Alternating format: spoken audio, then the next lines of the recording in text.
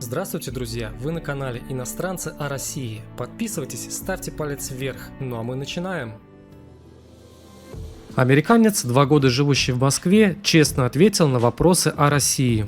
Несмотря на то, что я зарабатываю значительно меньше, жить на эти деньги нетрудно. За интернет я платил $60 в Штатах, а здесь он стоит $5-10 за такое же качество. То же самое и с телефонной связью. Парень, конечно, переехал к нам не в самое стабильное время. Сначала попал на разные ограничения, связанные с короной, потом грянуло СВО. С другой стороны, а где сейчас легко? Весь мир лихорадит. Главное, что ему здесь нравится, и уезжать он не планирует. И вообще воспринимает ситуацию абсолютно адекватно, судя по комментариям.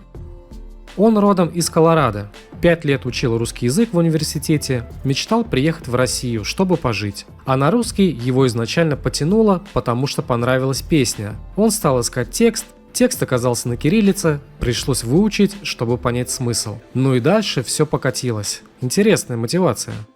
Живет он сейчас в Москве, работает учителем английского в языковой школе. Пару месяцев был в Санкт-Петербурге, побывал в Уфе. Есть девушка русская. На популярном американском форуме Reddit он завел тред под ником Clockwise, где пообещал честно ответить на любые вопросы о России и о его здесь жизни.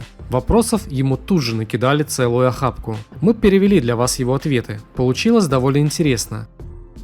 Обратите, кстати, внимание на момент, где он рассказывает про свои финансы, сравнивая их со своими же финансами из прежней американской жизни. Получаю, говорит, вдвое меньше в долларах, но хватает на гораздо больший срок.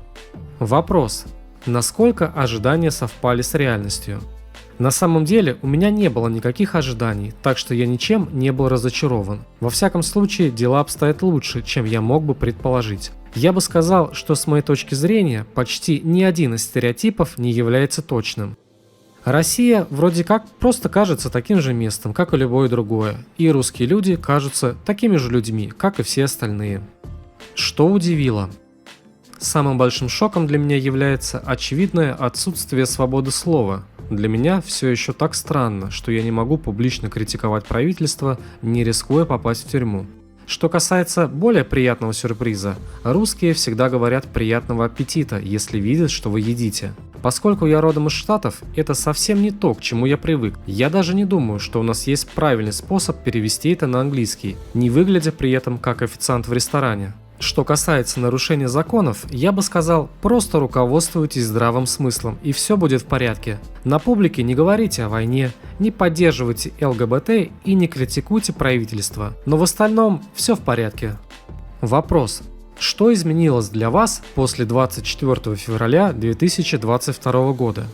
Честно говоря, это было страшно. Я не знал, стоит ли мне уезжать из страны, в безопасности ли я здесь буду, и буду ли я вообще где-нибудь в безопасности. Как уехать, если мне это понадобится? Все рейсы были ограничены, а дороги за пределами страны перекрыты. И, конечно, моя семья паниковала из-за меня, однако я старался сохранять спокойствие. Но, честно говоря, я не хотел уезжать. Я годами ждал, чтобы переехать сюда, и не хотел, чтобы война отняла у меня это. Кроме того, у меня здесь есть девушка, с которой я отчаянно не хотел расставаться. В конце концов, все уладилось. Жизнь вернулась в нормальное русло, и об этом стало легко забыть. Цены на продукты питания немного выросли, но это не такое уж большое дело. Многие компании ушли, что было неприятно, но все же не имело большого значения. Но в целом жизнь здесь кажется довольно нормальной, если не считать случайных напоминаний о войне с помощью пропаганды и тому подобного.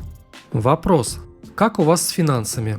Я зарабатываю примерно вдвое меньше по сравнению с тем, что зарабатывал в Штатах, но больше, чем все мои коллеги. Однако, несмотря на то, что я зарабатываю значительно меньше, жить на эти деньги нетрудно. За интернет я платил $60 в Штатах, а здесь он стоит $5-10 за такое же качество. То же самое и с телефонной связью, и моя арендная плата составляет примерно треть от того, что было в Штатах. Я почти ничего не плачу за визиты в больницу и лекарства. И это довольно мило. Я зарабатываю намного меньше денег, но тех денег, которые я зарабатываю здесь, хватает намного дольше, чем в Штатах. Вопрос. Как вам облик российских городов? В целом архитектура здесь сильно отличается от американской. У нас нет многоквартирных домов, которые поднимались бы так высоко в небо, и у нас их значительно меньше. Я бы сказал, что это главное отличие. Вопрос. Как реагируют русские, когда узнают, что вы американец? Обычно что-то вроде «О, American Boy» в каком-то подразнивающем тоне. Большинство из них на самом деле никак не реагируют. Может быть, в городе поменьше все было бы по-другому. Вопрос. Чего не хватает из того, что было в Америке? Я скучаю по Амазону.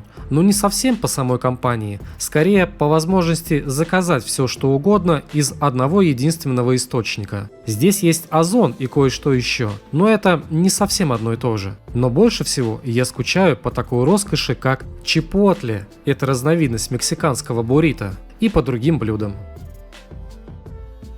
Друзья, всем спасибо за просмотр и до новых встреч!